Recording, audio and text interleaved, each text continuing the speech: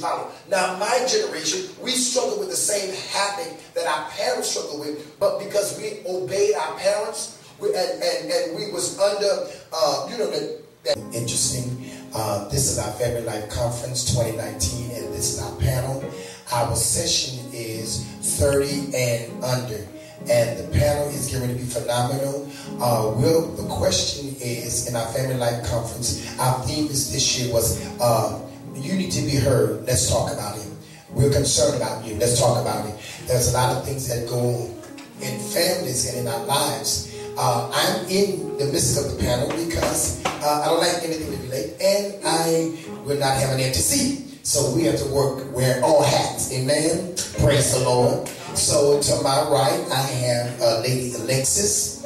Amen. And her word today, or her thought today, or a word that would identify, because on the panel I ask everybody to get a word that would identify who you are.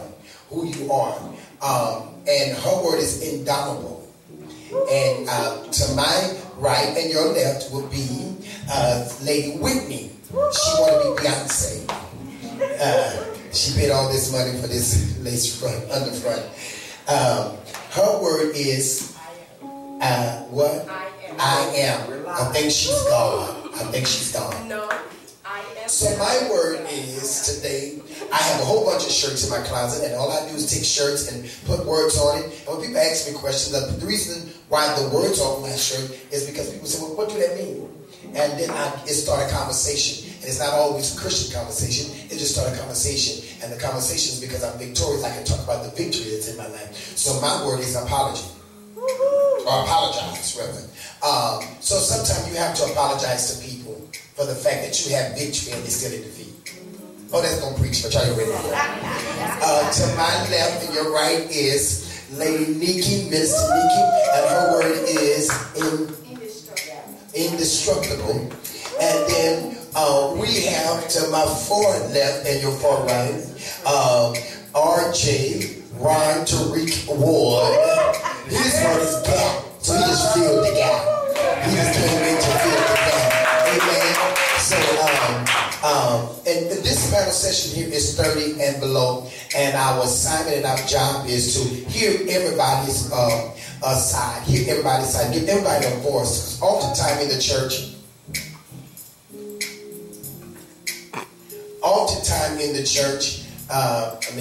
you don't pay the band. They tend to be in concerts by themselves.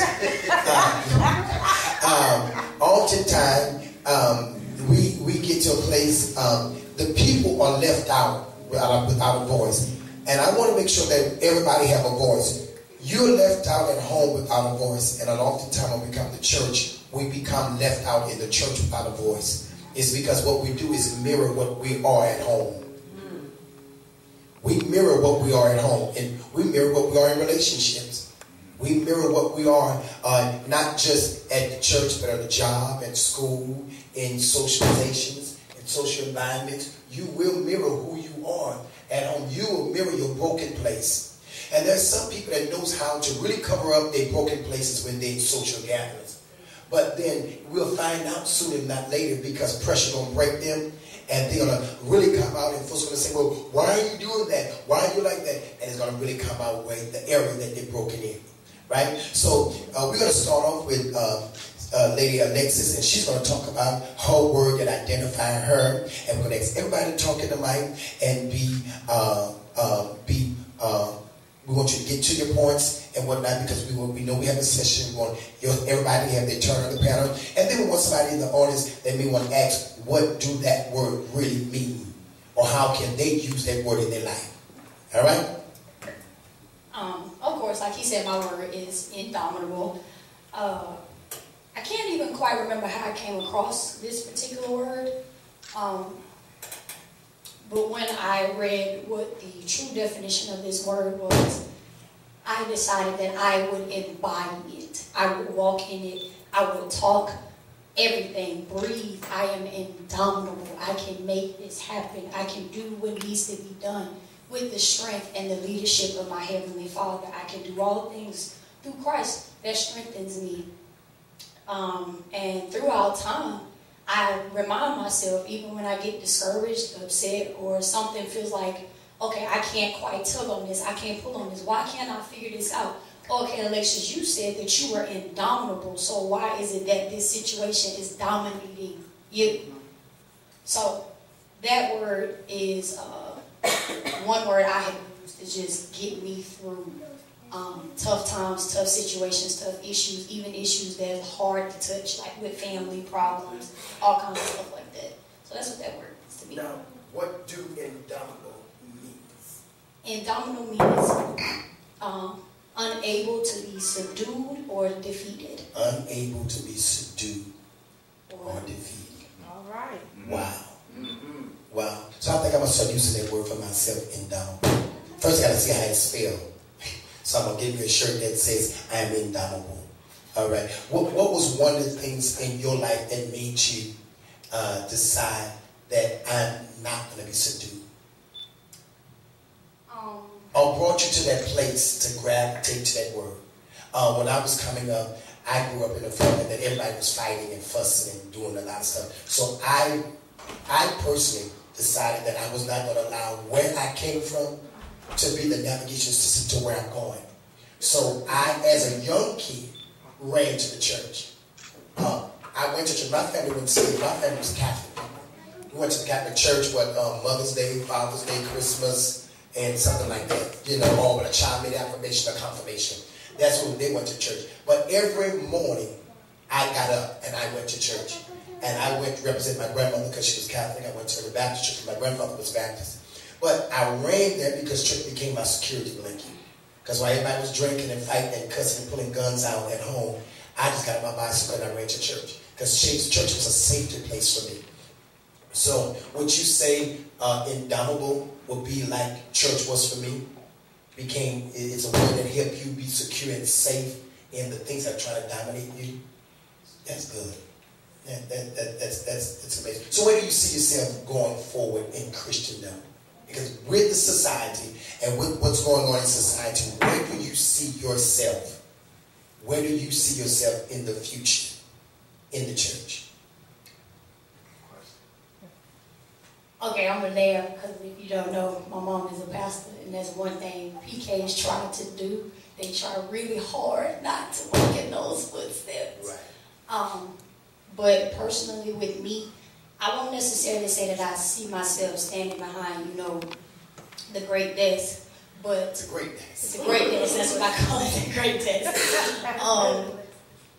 I want to be in a place where souls are being delivered, people are being set free. Just being able to give people, I'll say it to you like this, being able for my light, God, to shine through me so bright that an individual can say, hey, what are you doing? Because I saw you 18 years ago and you didn't look like this. You weren't talking like this. You weren't walking like this. What happened to you? And I want my response to be, it was nothing but the blood of Jesus that got me through. All right. And that's what I want to see. So in Christian, as you say, Christian, in the kingdom, I want to see more young people feeling open, feeling free, and okay with coming to the God that they serve, or that their parents serve, grandparents, people they've seen, just to see a brighter light. As they say, I want the cross, the neon cross, to shine brighter than the liquor store down the street. All right. That's just what it is. And the reason why I ask that question is because we live in a day and time where the odds are against the church. And young people don't want to come to church. Right. And my issue is you don't want to come to church because. And it's ... So what is the because you don't want to come to church? And the purpose of me asking this is because you can get rid of all the dots. This panel, the young people, you guys can get rid of all the dots that comes with after the because. Because here's the thing, you won't come to church because the church folks do this, or because, but then you still call your mama when she sold you for crack. Right. And I feel like you're missing the purpose too when you come to church for the people. I was just telling a friend the other day, the church to me is just like a hospital. When you go to the hospital, you don't go in there for the patients, you go to see the physician and to get what you need so that you can get out of there. So if you're coming into the church for the people, you have already missed the mark. I don't even look at the man who stands at the great desk. I need what he has on the inside of his belly that God or she that God has placed on the inside to give me the diagnosis to my symptoms. That way I can step out into the world and do what I need to do. Give me the diagnosis. So not coming would not give you the proper diagnosis. But because if you can go somewhere else and get diagnosed, and that diagnosis can either push you further away into depression, into panic, into anxiety, or because see, this diagnosis brings you to the kingdom. I feel you down in your soul with something down in your soul. Okay, come on, let's go to Lady Whitney. Can you explain to us why you chose I am? So for me, when I was thinking of my word, I automatically thought of the story of Moses and how pretty much when he said, well, who should I say sent me? He said, say that I am sent you. And pretty much it just hit me like, wow, I am that I am. Anything that I say is exactly what I will be. And whoever I say I am is a reflection of who my God is. And so pretty much if I say I am defeated, that's a reflection of who my God is. My God failed me. And my God does not fail. So I have to continue to remind myself, like, anytime that I speak, if the power of the tongue speaks life and death, I have to continue to speak life in me. Every time that I say that I am, there has to be positivity that goes to that, because at the end of the day, my God is a gracious God. He's a powerful God. And if I continue to say that he's gracious, but every time I turn around, I'm saying, oh, I am this, I am that, and it's always negative, it's like, okay, then who do you serve? You can't serve the powerful God that you say that you serve, and you're saying, I'm sad, I'm broken, I am in depression. You can't say that. So I have to continuously say that the power does not necessarily lie in the word that comes after I am. It is the I am, period. Itself. It's amazing because, oftentimes as preachers, we tend to try to teach our people in the church that the Lord has given us. We try to teach them to be responsible for the words that come out of their mouths. We say a declaration or a decree, a spiritual mind treatment in this church. The words that I speak are my law of good, and they will produce desired results because they're operated on my power greater than I am. Good alone goes from me, and good alone returns to me. Everything I say is from myself and about myself, and there is one life. That life is God. That life is perfect. That life is my life right now. My body is in manifestation with the living spirit. It's created and sustained by the one present. And so I say that to say this: when I am speaking, you're speaking in the sense of a Godhead. So when you use that title, I am, and I believe that was the purpose why God told Moses, tell the people that the I am sent them. Because when Moses came to the children of Israel, and he said, well, who sent you? He said, I am. So what I said, he said, I am. So God wanted Moses to repeat what he said and live the repeated life in the I am. I am healed. Right. By the wounds in my Savior's side. Right. I am delivered. Whom the Son set free is free indeed. Yes. I'm not broken, but I am whole. Come on. Why? Because whom the Son set free, we are free, right? So when you're free, you can walk into the I am. And that's really good. So where do you see your generation in the church? So I feel like our generation has a lot to offer as long as we can become subdued to what was before us. As long as we can, become subject to the generation before us. Oh, I don't want to go to church because they're so old school or whatever the case may be. If we can take that mentality out and just bring our own personality and bring what we have to offer as well as what the church already is offering. Let me ask you this. So are you saying the generation should come but not be focusing on what was or bring in? I'm talking about just one clarity. I think I hear where you're going. I just want to make clarity. So my question is, are you saying that come in and don't focus on the generation, or focus on the generation but don't let it bother you because of what you have to offer? Pretty much. Like, come in and don't let the ways necessarily get to you, but take what they have to offer and bring what you have to offer and like make a bigger picture out of it. So in other words, you say be willing to be a team player. Yes. And I think that's a good thing, because a lot of times in the church, I've been in church all my life. Even when I was in sin and I was out there doing my dirt, I was in church. See, when everybody was not coming to church, so I have a problem with people saying, well, you don't come to church because, I'm still smoking. I was smoking weed and coming to church. I was drinking and coming to church. I was fornicating and I would come to church. Why? Because prayer, the people used to tell me in church, you got to go to where prayers can be heard and mercy can be found. And when you sick, you go to the hospital. You know, when you drunk or want to get drunk or whatnot, you go to the liquor store, the club. But when a child of God needs strength, you got to come where prayers are being made. So I came to church, and I never came looking at people. And I didn't let people dictate when I came to church, because brother so-and-so was sleeping with sister so-and-so. That, first of all, home taught me to mind my business. Yeah.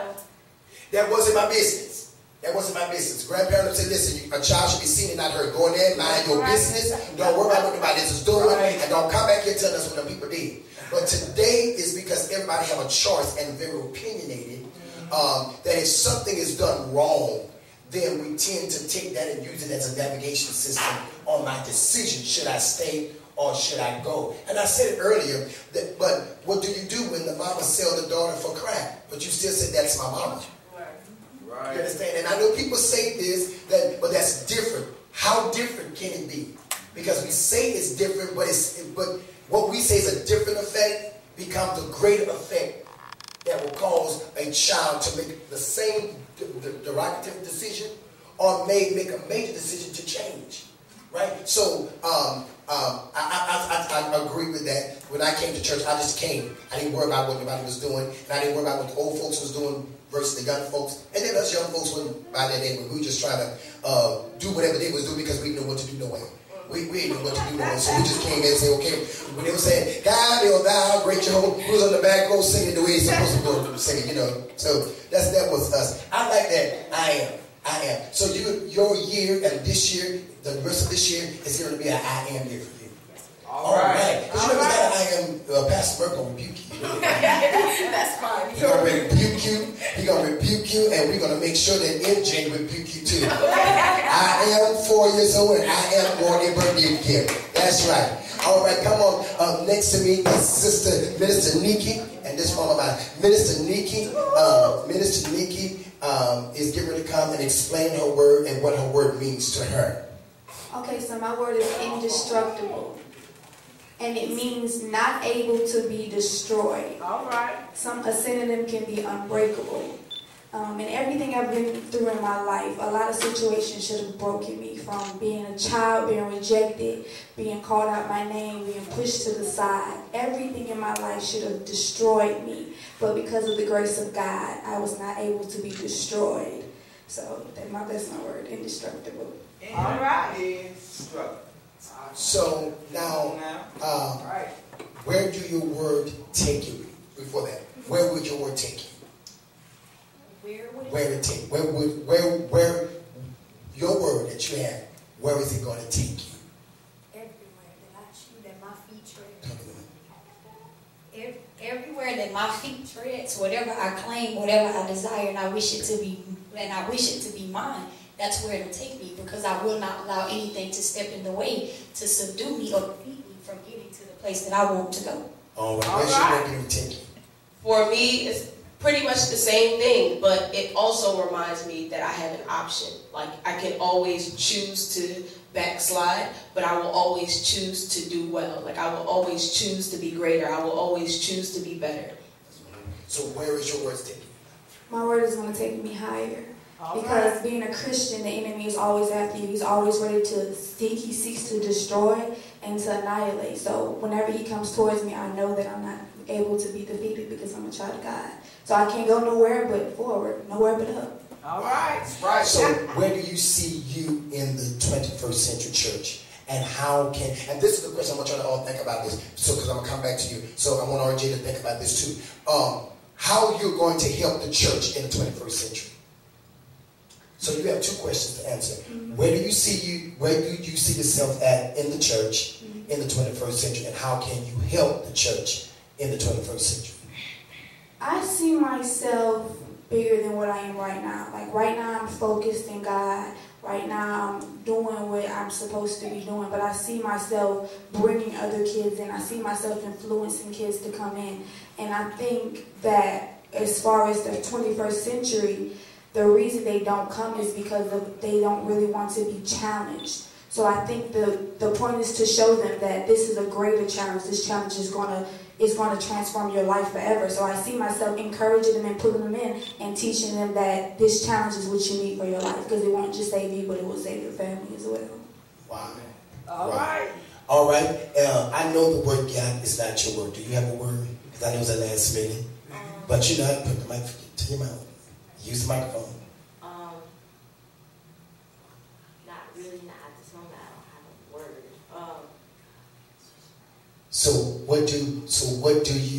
Where do you see yourself in the church? Well, really, I'm inspired by you guys, because like I was telling my dad I wanted to become a pastor and bring people in, and so that I could save up people's lives, because I don't like to see people on streets and they're not unsaved. I don't like to see that. I want to see people in the church, and I want to see them saved, so that when the rapture comes, God doesn't leave anybody who's undeservable of His grace to be behind. So I want to bring not just young people, but elderly people, people who don't know Christ. I basically just want to bring them into the church so they could get an understanding of who Christ is and that He died for us, so that we can have life and life abundantly. All right. So that when the rapture comes, they could be in a better place than a double hockey stick. All right. So for you want, where you see you in the church is that you want to make sure that everybody will be saved or have a chance of getting saved. Right. So my question is, what have the church done for you? What inspiration have you gotten out of the church? Because you've been in church all your life. So you don't know nothing about the clubs, you don't know nothing about none of that. But what you do know is, but here's the amazing thing. We judge our children and tell them they don't know a lot about life. And what we miss is they do know a lot about life, because they know what we exemplify in front of them. These kids watch what we say. And you know, old folks who say all the time, all eyes closed are not asleep. And a lot of times we did things, we put the children in the bedroom with the doors closed. And don't act like I'm the only one that me and my siblings got out the bed and looked under the door to see what's doing. Don't act like we were the only one that didn't get out there, put our ears to the wall to see what was going on in the next room and listen to what was on the television. Oh, I'm not the only one. So we may not have experienced it, but we experienced the illusion and the cause. And so a lot of us children live the cause and effects of what we saw and what we exemplified, and that have influenced us to when we got an age to get up and go out there and do stuff that we want to do. Because you tell us not to do it, but they are doing it in the house. Oh, that's your uncle. Well, why is uncle coming at 2 o'clock in the morning? And why is he leaving at 5 in the morning? Why uncle never come here when everybody is outside we lived in apartments and they call it the brickyard. So everybody's in the front of the brickyard. Why uncle can come when everybody's inside? So, and what we as parents don't understand, we sow seeds. What adults understand, you sow seeds of influence and anticipation to your children's future, because they're going to try that mess. They're going to try that very same life. You may not be on the drugs or may not have tasted drugs, but if you in the house and you smell marijuana, you in the house and you see that they sitting down there glassy eyes and they got bottles of liquor all over the table. He may not have experienced that, but he saw what you experienced. And sometimes our children make decisions based upon the experience that we present in front of them. So what has the church done for you, RJ, since you've been in church all your life? Well, as like I said, you guys influenced me to be a pastor, and to answer the question, basically I just see and I look at how you guys preach to others, and how more people, when you guys do like the altar call, people who come and they want to be saved and get a heart for Christ. So basically, the church, basically I've seen things that like I want to see in church, and I want to see the 21st century be saved and not be left out, and just for them to like, I just want to pastor to them, let them know that, hey, God loves you and he always will. All right. Okay, what would happen if someone told you you shouldn't be a pastor? Or they'll say, why do you want to be a pastor? Ain't nothing to a pastor.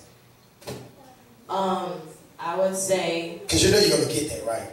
I know. Yeah. I'd say keep on, watch me, and watch how I'll be above the rest, and how you're still looking down at me. Watch my smoke. And watch how I'm looking down at you when I soar above, because the same people who doubted me are the same people who are going to be sowing into me. Okay.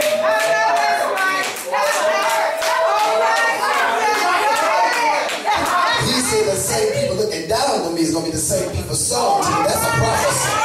That is a prophetic word. Right there. Yes, Lord. And that's amazing. That's amazing. Because RJ, how old are you? 13. RJ is 13 years old, and RJ has been in church all his life. And there is obstacles that will come to you, RJ. That will obstacles will make you, people come and say, you don't need to do that, or you only doing it because of PJ, or you only doing it because that's what your daddy making you, or you only doing it. What do you say when people tell you you're trying to be like PJ? I say, God didn't make me like PJ. God made me like me, and I'm gonna be me, and I'm just gonna be me, and you can watch me. All right. All right. Well, I've been looking for that one, but I got to say that one. That was a good short shake. What that shake? Let me shake. He didn't make it, but no. You all right. I love it. I don't want you to be me. And I don't think Pastor Murray wants you to be him. I don't think your dad wants you to be him. I think our goals are for you guys to be who God called you guys to be. And let me tell you something. I say this all the time, and I'm quite sure everybody heard me say this. Don't try to be me, because it's hard walking in my shoes. Yes. But what I want you to be is to be the most powerful you that you can be. Amen. You can be. Will you ever leave the church? No. You know you're only 13 years old, right? I know. So you don't know what tomorrow can bring.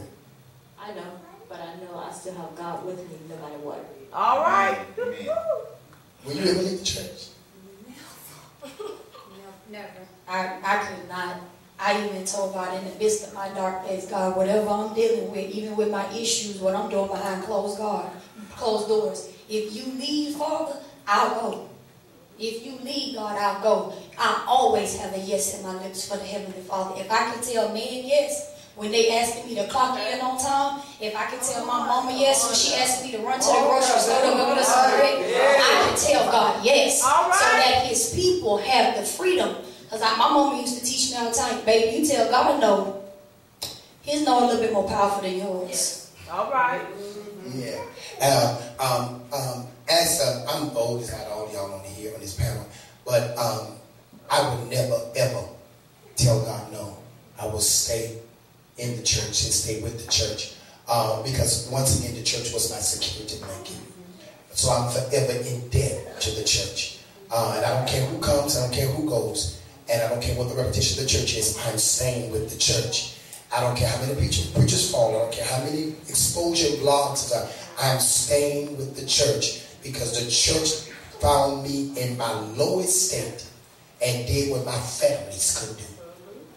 It what friends couldn't do. That church, the church of God, kept me. I was sitting in the front row and I looked around and wishing that I had family at church with me. And I looked around and I saw all these other people and I saw people coming hugging and loving on me. And I'm forever grateful. Because I am who I am today because somebody loved me in a place called the church. All right. In the place called the church. So I'm excited about that. This question I want to ask, where do you see the church growing? I mean, where do you see church going to your, what's going to happen for your generation with the church? For my generation, and I guess this piggybacks off of what do I feel like I'm going as well. I feel like my generation, like, they have a lot to offer, but because, like you said, we grow up watching what's in front of us, and a lot of people don't take the positive things. It's always the negative things that's in the forefront, and that's what tends to dictate our actions. I kind of see myself repurposing people's talents, like repurposing. Yeah, so like pretty much it's like everybody has a purpose. Everybody has an assignment that God puts you on earth to do. And you can't let it go to waste because of your past. And I want to let people know that because I have a past too. I've also been in things. I've also done things. Not only has things been done to me, but I voluntarily did things and things that I also am facing the consequences for. So I want to be that example in front of them. Like, look, I did some things too. There were some things that was done to me, and I'm not going to let it stop me. I'm going to continue to become better, and I feel like you should also become better. And so that way they can see that and kind of get their purpose from that and want to come into church and want to help and do the things that they were blessed with. Okay, we'll get some questions. But I want to ask. We'll get some questions. I want to ask Sister Niquee, what do you do with your ouch? And you don't think about it, because somebody else can just jump in while she's thinking. I have an ouch. What do I do with my ouch in church? Versus what I would do with an ouch outside of the church. Inside church and outside church, you turn it into a victory. Because every ouch can be a testimony, and we overcome by the words of our testimony.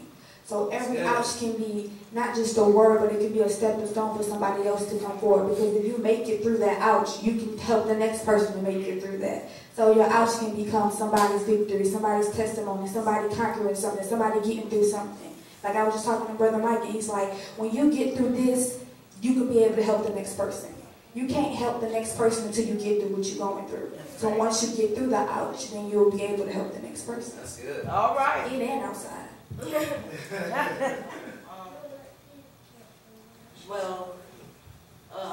What do you do with your ouch on the inside of church versus outside of church? From the inside of church, I can't say nothing about the outside of church because, I don't know nothing about no outside church. All right. That's all right. Even though the Bible does say to have the balance between the kingdom and the world, I still don't know. Right.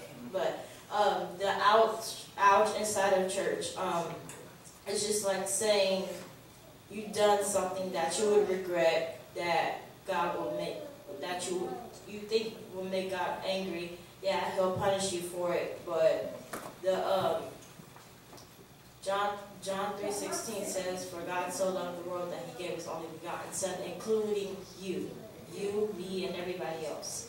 So basically, your ouch inside of church can only help you for God to manifest in you, because your ouch will not only help somebody, but that person who also had the same ouch can testify and say that I am healed and I am here because of the grace of God. So, for me, because there's really no difference between inside this building and outside this building. So I'm going to take it as inside of me and outside of me, like my actions and how I feel. On the inside of me, when I have an ouch moment, I feel like that's instantly a warfare moment, because at the end of the day, when I say ouch, that means that I'm acknowledging that there's a problem. I'm acknowledging that there's something inside of me that needs to change.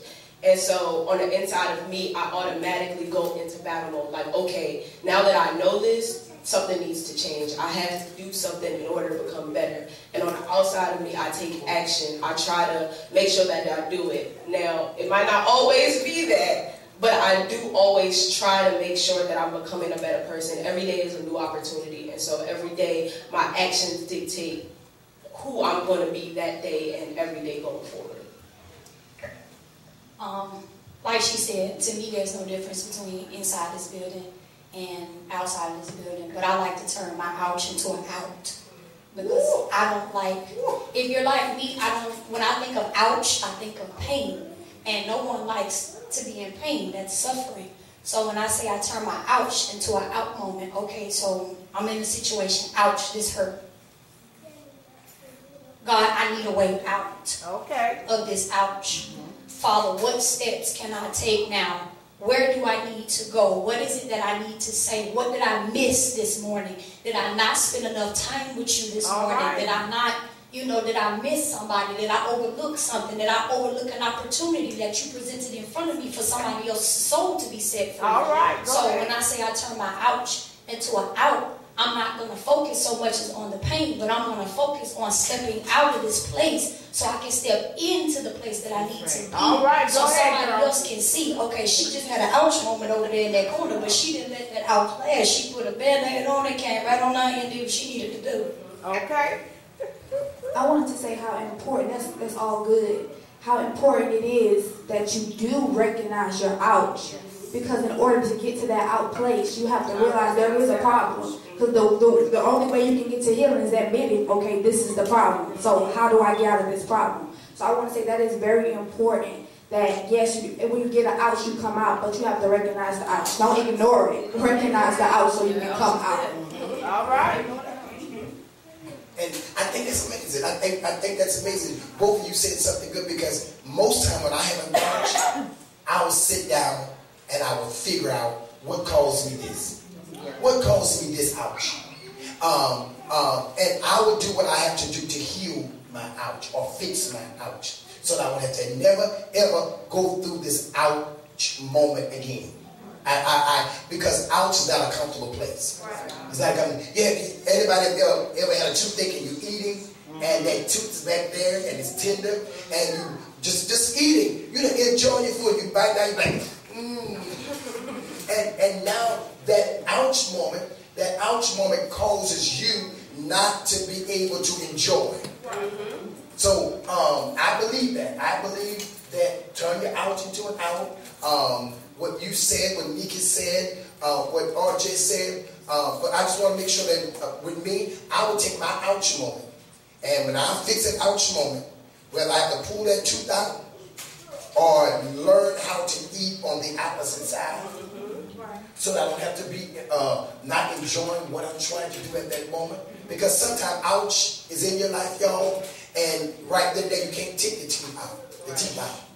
Because you just got to suffer with it. But then you have to learn and fix yourself mentally and physically to say, okay, right, let me eat on the left side. So, and what happens is I can't put as much food in my mouth as I would normally do, because I have to remind myself that ouch is still on the right side. Same way when we're in relationship, when we're in church. Church will give you some ouch moments. I don't care what nobody's saying. Church will give you some ouch moments. But when those moments come, you got to be balanced enough and be able to handle your age bracket, whether you're 30 and under or 30 and above. Because there's some 30 and above that don't know how to handle ouch. There's some 30 and above that don't know how to handle ouch, because if they knew how to handle ouch, the 30 and the under won't be saying ouch too. Come on. The reason why a lot of the 30 and unders are saying ouch, because the 30 and overs don't know how to handle and deal with their ouch moments. Sister Phyllis had her hand up with a question. You have to talk real loud. Yes. Sister Whitney, you made mention about your generation have a lot to offer. In your day-to-day, week-to-week, month-to-month, encountering with them, what are they speaking to you, or what are you seeing that they have to offer that can come into the kingdom? So on my day-to-day, every time I speak to somebody, I always tend to speak about God. Like, it just always happens to come up.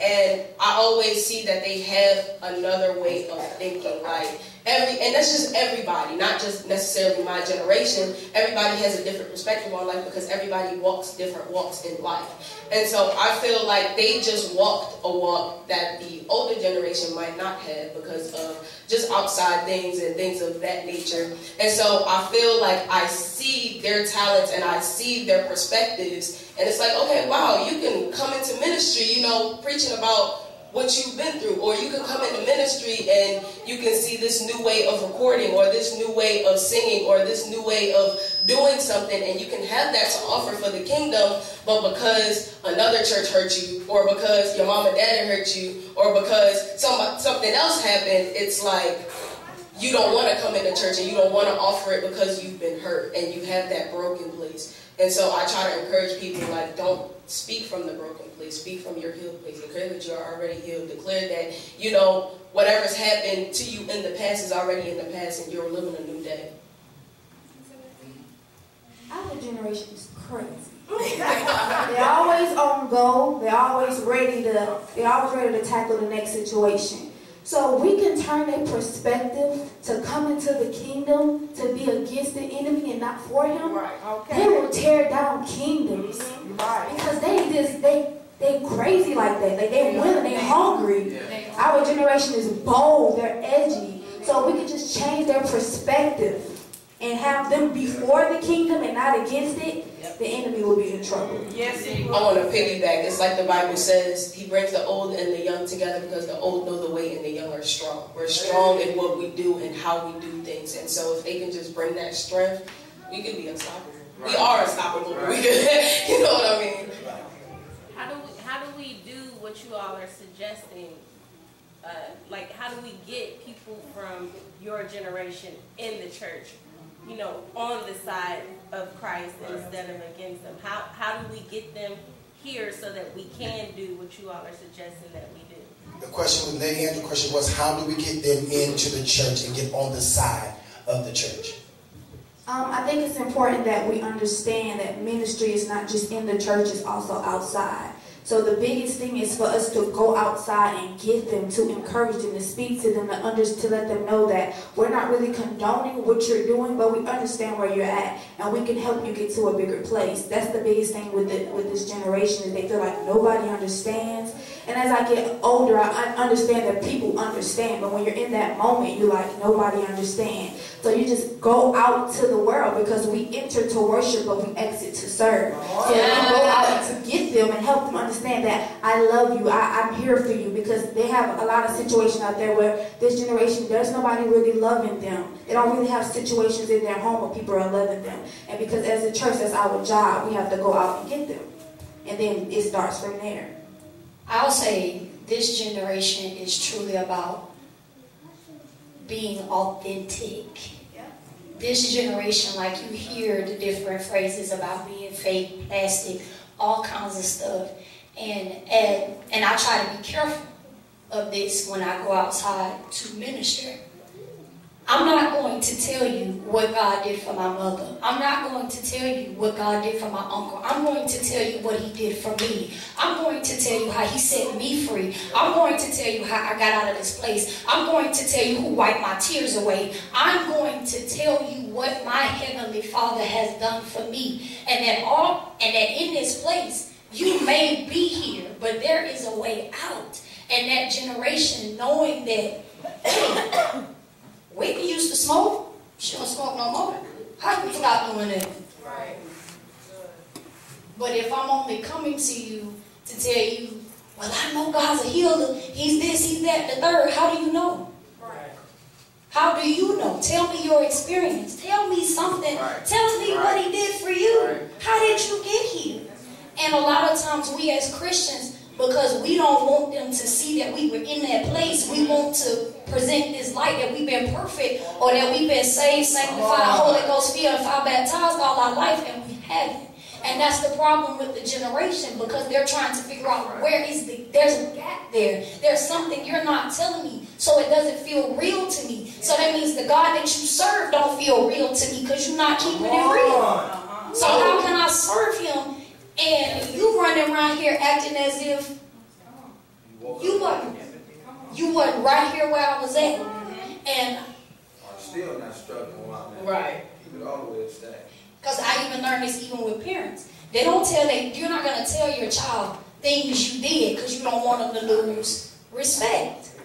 But not understanding, healing can't come through unless the truth hasn't been spoken. You can't get healing out of a lie. Period. Just hold your thought for a minute. Okay. I agree with you. But let me say this. I'll never forget me and Janicia, my daughter, who was sitting down talking about this. She must be about 8 years old. And she said, Daddy, you are pretty, man. I said, girl, I know. And at that moment, I set her in the bed, Indian style. And I told her the truth. I said, let me tell you something. This is what you got to watch for. This is what you got. You don't have to accept. You don't have to let this go on. You don't have to let that go on. No one, and I'm totally against a parent that refuses to tell their child the truth. Because see, when you sit your child down, whether it's Indian style, at the dinner table, or at the beach, or wherever, and sometimes parents can't tell it all at one time. They have to chop it up, and tell it. But with me and Misha, I told her everything sitting right there. And she looked at me and she said, and guess what? It don't change nothing. Nobody can not ever say nothing about Juan Franklin Fitzgerald or daughter Da Vinci Bellard, because I'll bust them to the white meat. And until this day, at 29 years old, when somebody say Juan Bellard, she said, okay, she can be in the mall. She can be in the mall. If she hear Juan Bellard, hold up, who says something about Juan Bellard? And she lit. She on 100. She ready to fight. But why? Because even though I told her the truth, I said, but Misha, you don't have to ever worry about me embarrassing you. I said, because I'm telling you the truth, but I want you to watch my truth. And this is what most parents fail, Alexis. They don't want to tell the truth, but then they don't want us to watch them in their truth. Because see, once you tell me the truth, I'm not going to judge you, but I'm going to watch to see, was that a truth, or that is just your reality that you're living still right now? And most kids just can't deal with their parents living the reality and try to make it not a reality. So I agree with you. Most parents do not want to tell the truth, but I tell parents, tell them. Don't leave here. Tell those kids what you struggle with.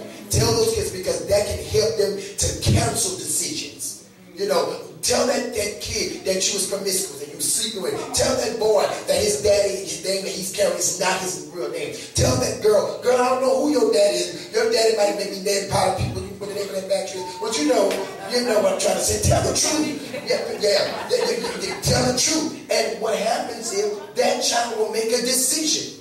I want to be like that. And a parent should be honoring the decision that child has made. So you know what, Alexis? Most parents don't want to tell the truth because they don't want to. They can't handle the decision that their child will make when they tell the truth. And so what happens is they can handle it when you make a mistake. Because in the back of their head, you know what they say? I did that. So I'm going to be patient with him. But guess what? You didn't have to go through that if we had just told the truth. If we just sat down and told the truth. Because some people don't know how to curse to see. See, I told y'all last night, MJ don't have to deal with a lot of stuff. Because Pastor Murray and Lady Andrew, what they did, they went through biblical principles and learning and developing. And then we're going to start tearing down walls. So MJ don't have to deal with it. But when MJ start growing, Pastor Murray and the way they talk to MJ now, MJ be like, Pops, such. And I can hear Pastor Murray right now. Well, you know, son. You know, he gonna go through because he got to deal with that. Because MJ loved chewing gum. Pastor Murray loved chewing gum. And when he had his braces on, he couldn't chew gum. But it's something about when he saw his daddy, but even before, that he was like, a lot of stuff that Pastor Murray does, MJ does. Without being asked. And one of the things was, Pastor Murray sleep with when he was a kid, he put his head down, his butt up there. It was so many times, we went in the room, MJ was doing the same thing. He didn't teach that to MJ. So some habitual issues or iniquities or sin ain't taught to us. It's the nature of who we are. And it's in us. It's in our DNA. And we as parents got to tell our children, you ain't got to go through that. No, I bind that spirit. Let me tell you what I did, and it almost killed me. So girl, if you go down that road, I done took that stuff, almost killed me. It almost took I was eating boogers for snack and 2 days my activator. Fooling with this crazy spirit. I'm telling you. Oh, so I just want to piggyback on what everybody said, as well as just realizing that you're not going to reach everyone, and that's okay.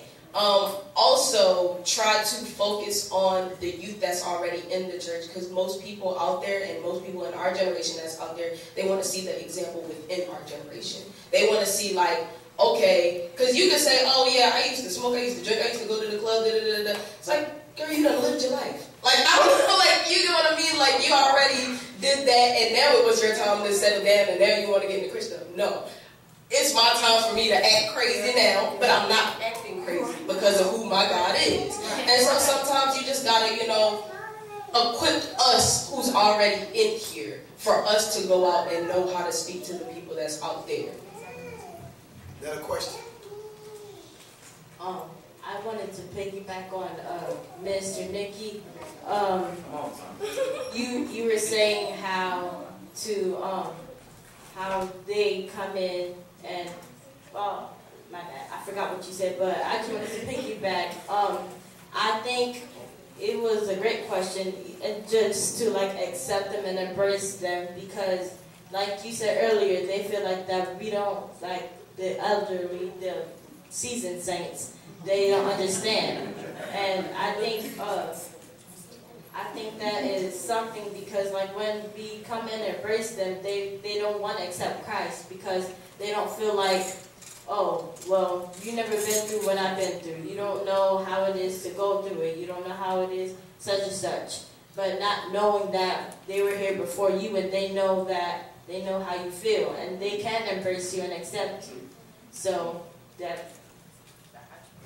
Come y'all, clap your hands for Brother Rhine Jr. Participate with all this wrong. Now, it was, and this is, I'm going to throw this part up in there, and everybody will give us a quick on the panel. But Mother Justine and Mother Clotilde generation was, what was your generation called?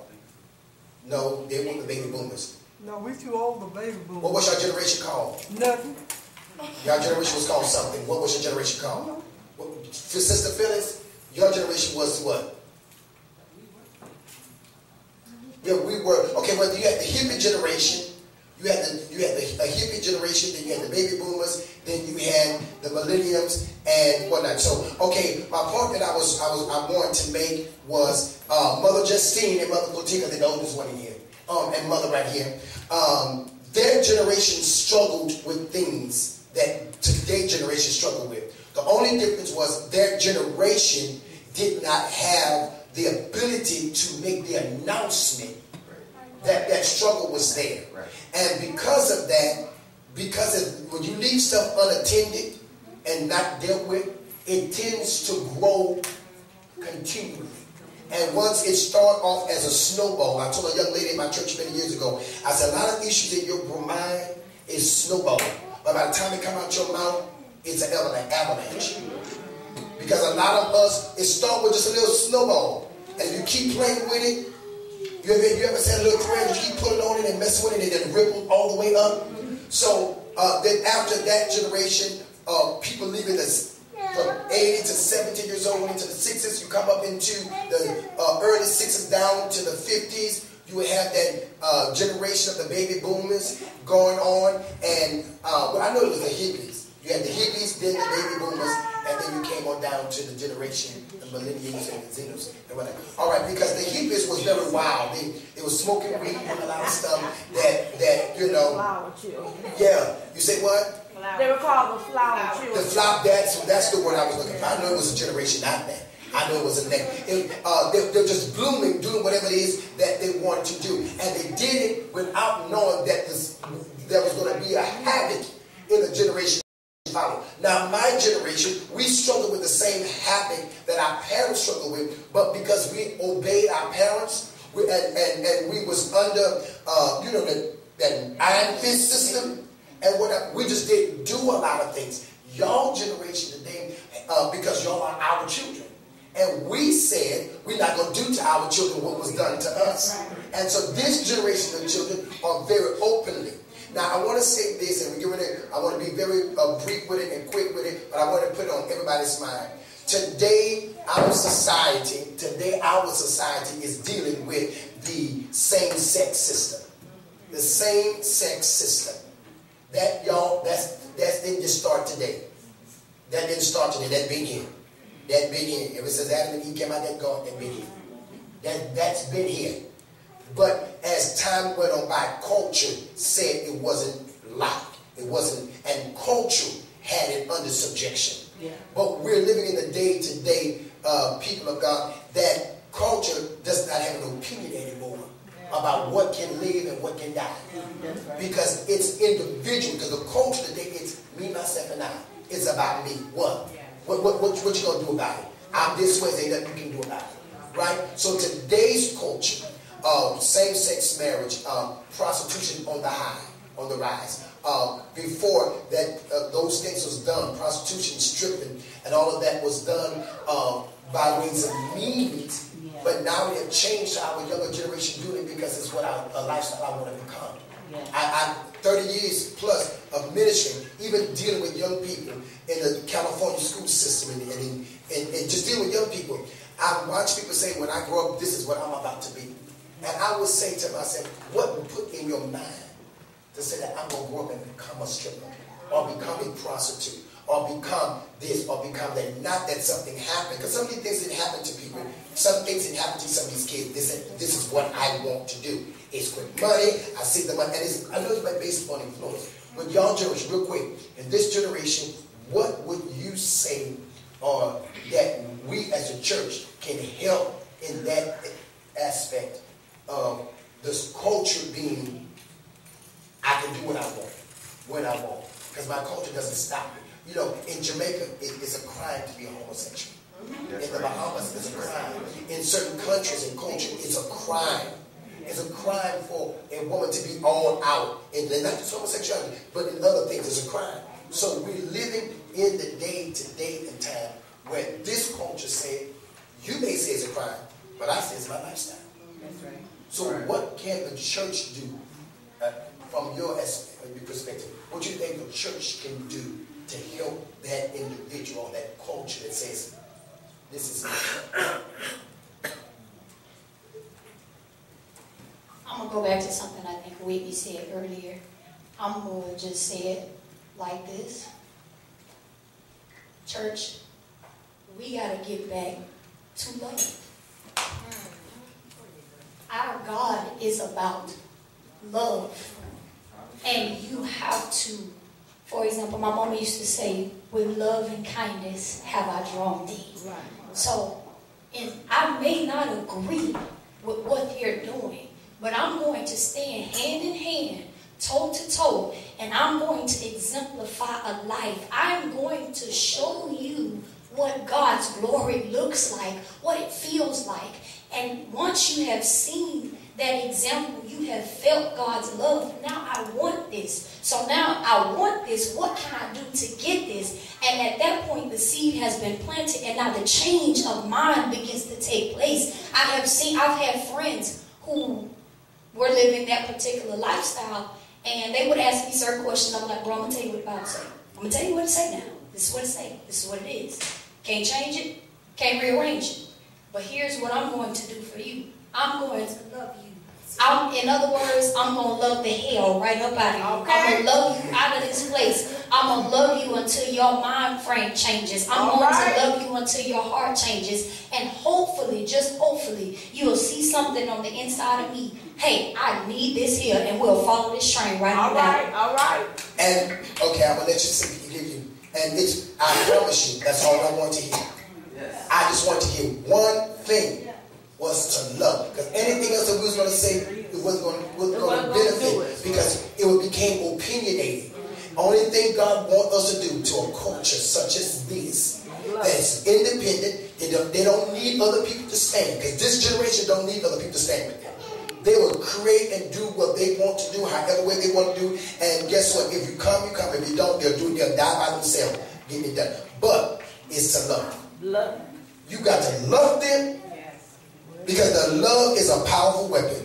You have to love that homosexual, that lesbian, that prostituting girl, that wayward son, that runaway daughter, that mom that's giving her daughter up for drugs, that father that's prostituting his daughter to pay bills, or the granddad that's a child molester. You got to love.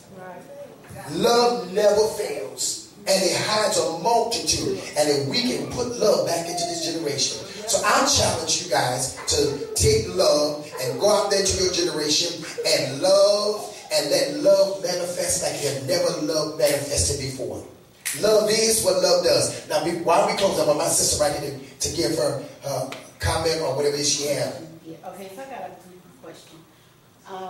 For the four of you, what would you tell your 16-year-old self, or at that point in your life where it kind of went gray, what would you tell yourself?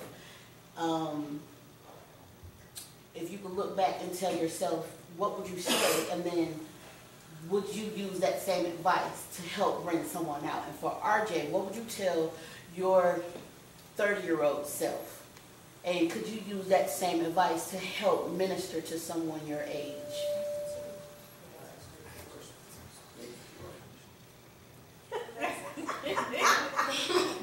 I would tell myself when it all went wrong that you're worth waiting for. Okay. And that your worth is beyond anything that you can imagine. I've allowed people to take advantage of me, talk to me any kind of way, do things to me. But if I can tell another young lady that your worth is more than anybody can ever think of, then it will be able to help her to make better decisions. Growing up in a household with a single mother and no father, I didn't know how a man was supposed to love me, how a man was supposed to treat me, how a man was supposed to open the door, how I was really worth waiting for. So I would tell my younger self, you are worth waiting for, baby. You're beautiful, and nothing that anybody can think can compare to you. And I would tell another young lady that as well. I would tell my 16-year-old self that I love her. That truly it's going to hurt, and it's a process, but at the end of the day, I am all that I am with. You get what I mean? Like, I love myself, and I have to continuously love myself, and that God always loved me. Not to beat myself up, not to think that it was my fault, but it was all for a reason. And once I can find that reason, and I can find that process, and that purpose, and the love, then I can get through anything. I'm trying to tear up when I say, if I had to go back and tell myself when it all went wrong, Alexis, you got the best team there is. All right. You have your Heavenly Father, and you have you.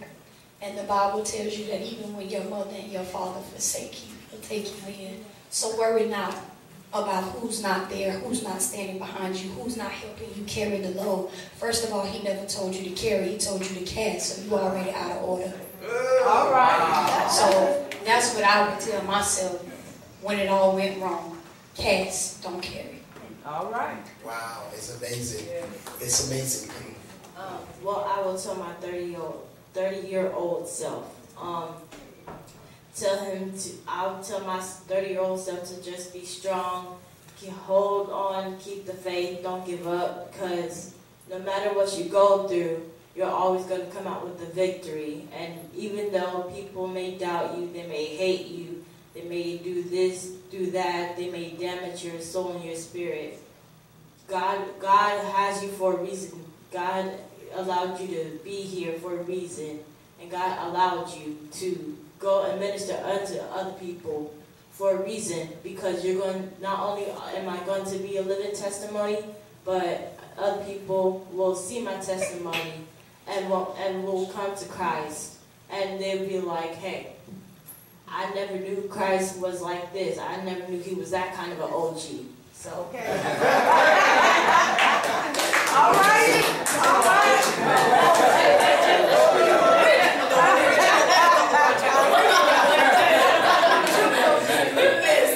I wanted to say something to RJ because RJ has been in the church his whole life. But it's important to see a kid like RJ because your testimony don't always have to be, I was smoking drugs, I was in the club, I was good. We need good testimonies too, people. That nothing, I didn't do all that crazy stuff. So I want to encourage you, RJ, that you are an amazing kid. I'm so proud of you. Because you don't have to have a bad testimony, man. You're powerful just the way you are.